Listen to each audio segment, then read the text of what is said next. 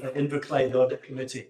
This is a sad, sad day for Inverclyde Council, because today happens to be a very good friend and a very loyal member of this council for many years. It's her last day at the Audit Committee, and that is Andy Priestman.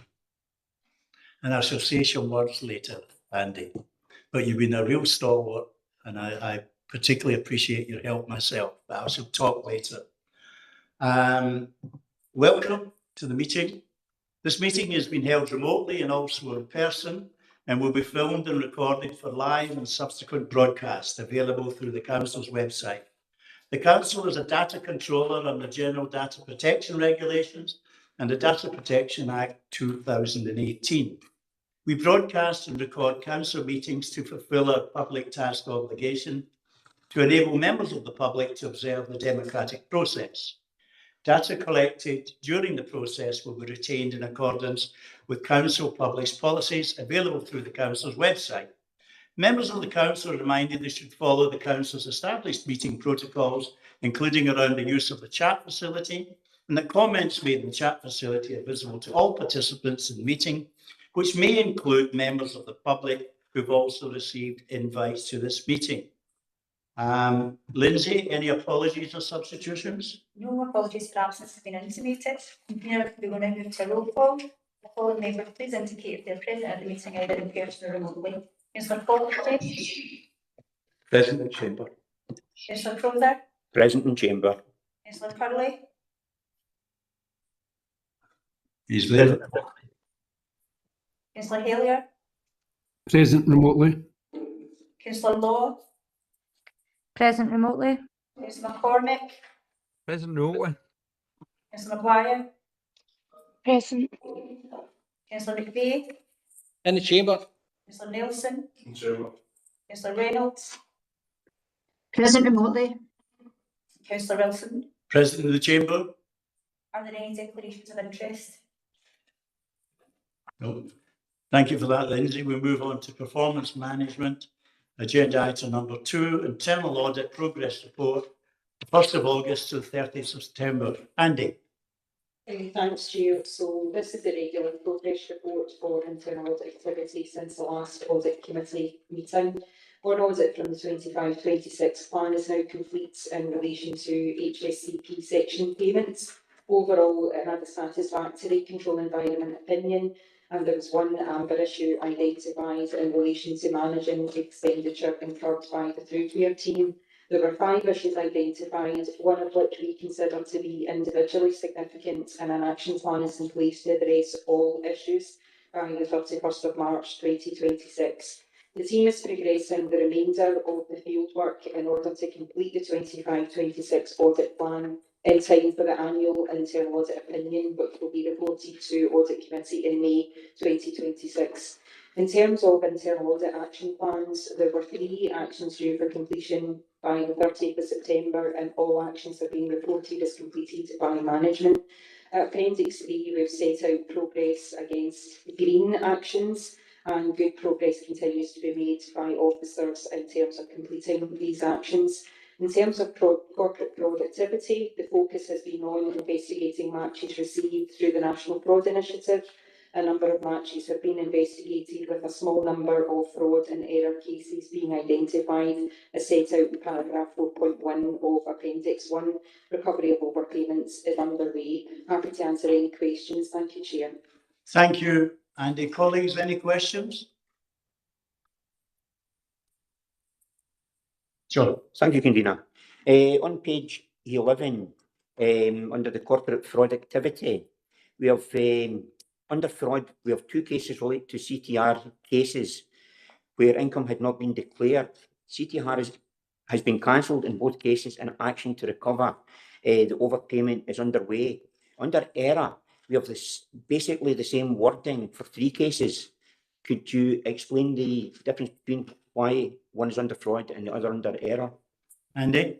Through yourself, Chair, in terms of the declaration of income, where we class a fraud is where the applicant has failed to declare income.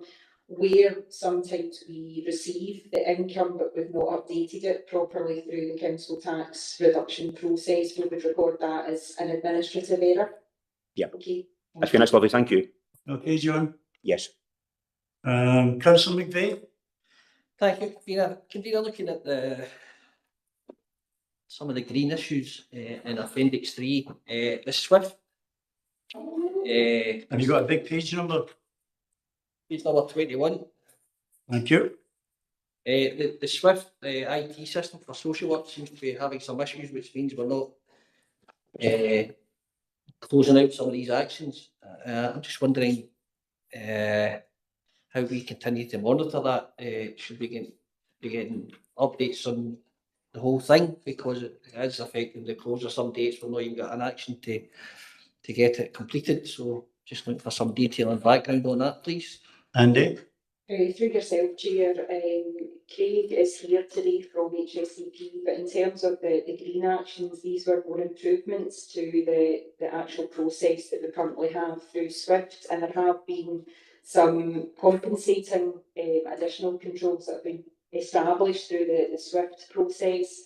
These were more about when we procure a new system to make sure that we were building in functionality that would allow these processes to work more efficiently and more effectively for the council. Craig, I'm not sure if you want to add anything to that. Through yourself, yeah, I'm happy just to add in a lot of the issues which are there are basically issues because we need the new SWIFT system, and that's currently what we're working on at the moment. We totally appreciate there's a number of them there, but these will be resolved when the new system comes in. Do we have any estimates when that system will come in? Are you happy with that? I'm just wondering, do we have any estimates when that SWIFT system will be in place? I think we've heard from Craig that they're going to do their best. I'm happy to come in again if that's okay. Yeah, please. Yep, through yourself, Convener. Yeah, it's something that we're still in discussions with the various provider. Obviously, because of commercial sensitivity at the moment, I can't go into an awful lot of the actual functional detail of what we're doing, but we are in constant contact with the provider, and we know this particular project is moving ahead. Thank you, Craig. You're still frowning. No, that's Councillor fine for McVeigh. now, Convener. We'll just monitor it as we go along. Thank you. Thank you. Any other questions? I don't see any in the room, any on the screen. We're asked at page 1 under 2.1, it's recommended that the committee note the progress made by internal audit in the period from the 1st of August to the 30th of September. Are we happy to note this, colleagues? Yep. Yeah. Thank you. Noted. We go on to agenda item number 3, external audit action plans, current actions. Andy. Thanks through yourself, Chair. This again is a regular report that comes to the Audit Committee in relation to the current status of external audit action plans. There were 3 actions due for completion by the end of September. 2 have been reported as complete, and the completion date for 1 action has been revised. This is in relation to the Digital Modernisation Initiatives action, which has been revised to the 30th of November. Management comments are set out at Appendix 4, Section 4 to the appendix, and an update will go to the Policy and Resources Committee later in November regarding phase 2 of the strategy, which should help progress this action. Thank you.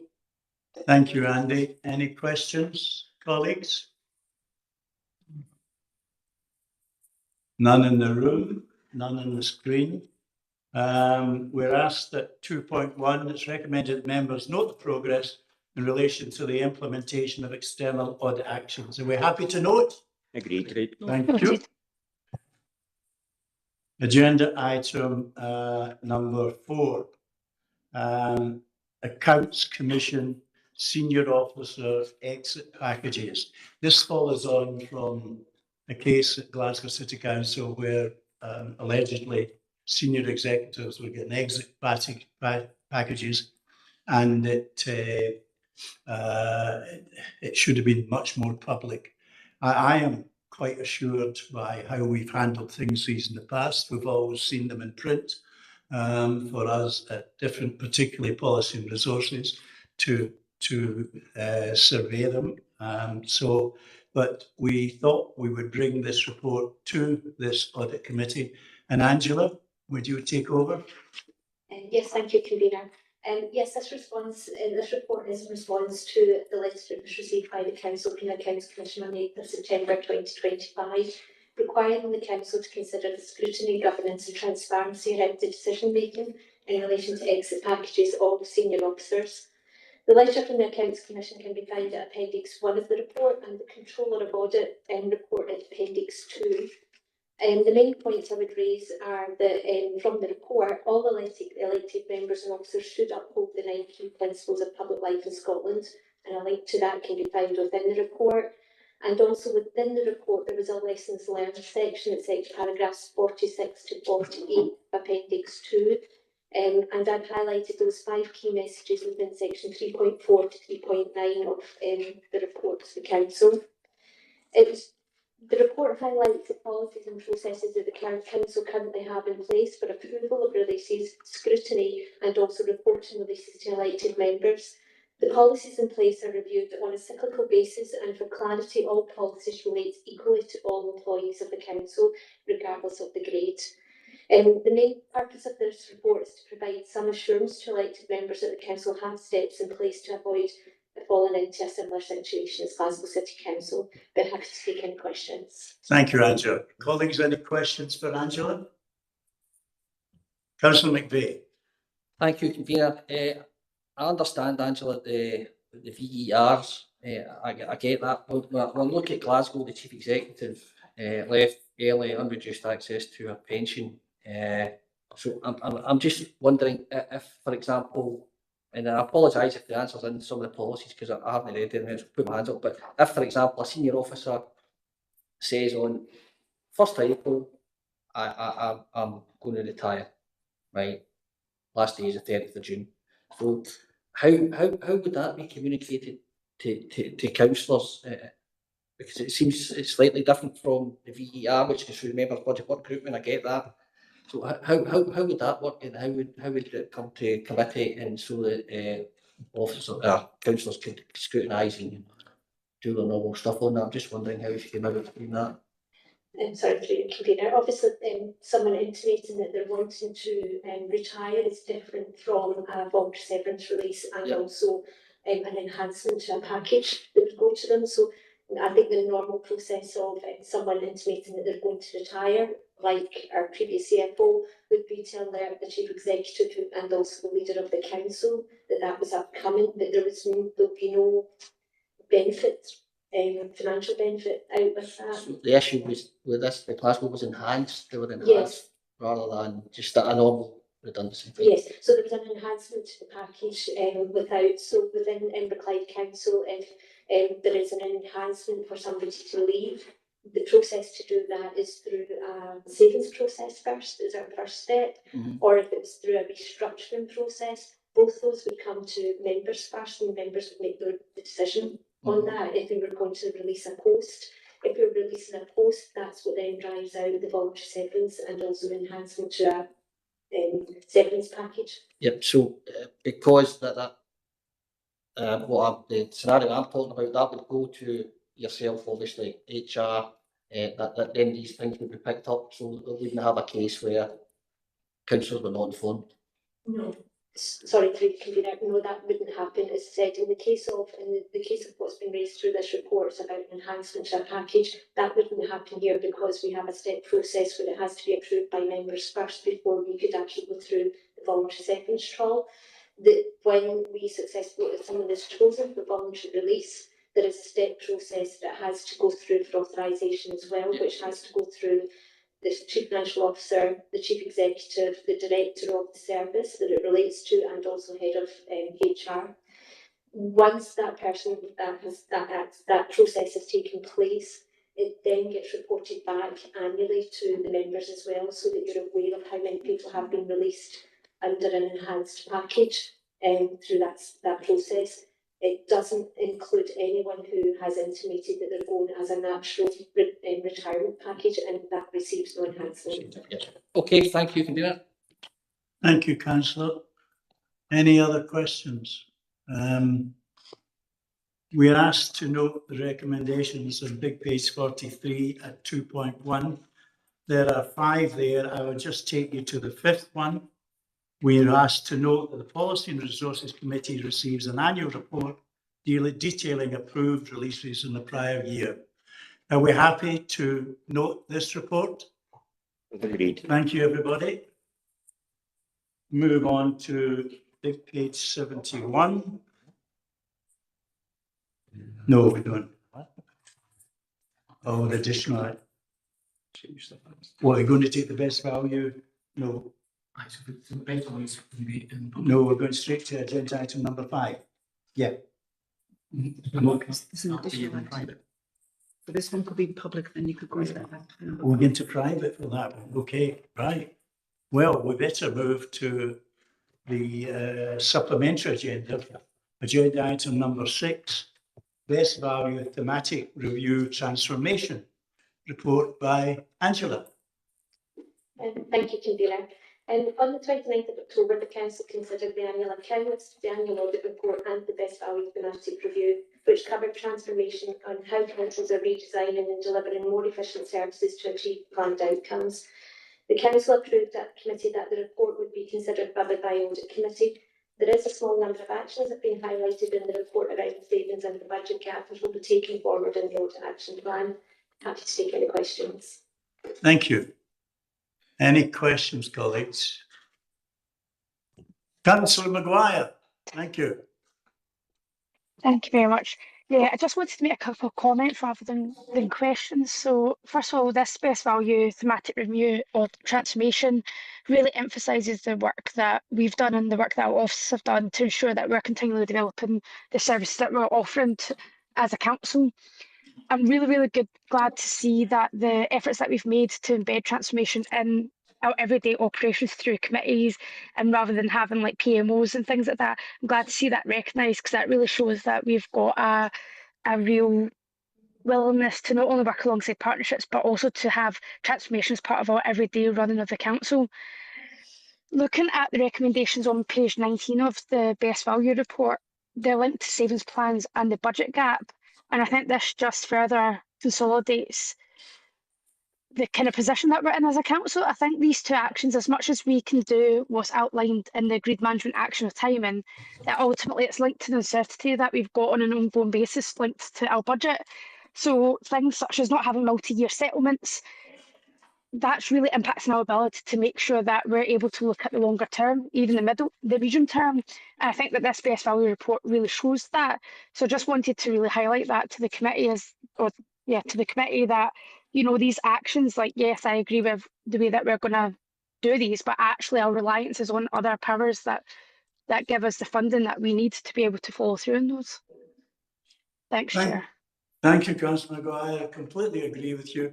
And also, when we budget on just a year-by-year basis, it gives us very little opportunity to plan ahead. And I think it's admirable that we've managed even to produce this report here.